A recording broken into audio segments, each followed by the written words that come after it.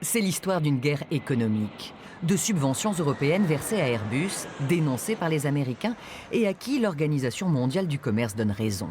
Conséquence, pour compenser, en octobre dernier, les États-Unis augmentent en toute légalité la taxe sur les vins français à 25%. Premier résultat, une perte de chiffre d'affaires de 30% pour la filière viticole française. Chaque jour qui passe est un nouveau drame. C'est extrêmement urgent. Nous avons notre quai d'expédition avec des containers prêts à partir pour les États-Unis et des clients qui nous disent retarder l'expédition. Donc on ne facture plus. Donc oui, on perd le chiffre d'affaires tous les jours. C'est juste un sujet de guerre économique qui n'est absolument pas le nôtre. Donc nous demandons des compensations et une compensation qui vienne permettre de réduire de 25% le prix de nos vins exportés pour neutraliser cette taxe-là. La filière réclame donc la création en urgence d'un fonds de compensation de 300 millions d'euros. De quoi rester attractif sur le marché américain seulement un an.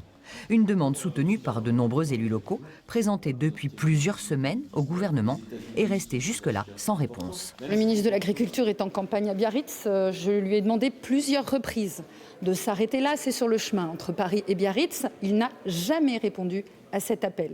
Même, j'avoue qu'il avait à l'encontre des vins de Bordeaux des propos pas forcément sympathiques en disant que nous n'étions peut-être pas les premiers à devoir être aidés. Aujourd'hui, nous sommes complètement abandonnés. Cette filière est complètement abandonnée. C'est pour ça que nous sonnons la mobilisation générale qui, j'espère, sera suivie des faits.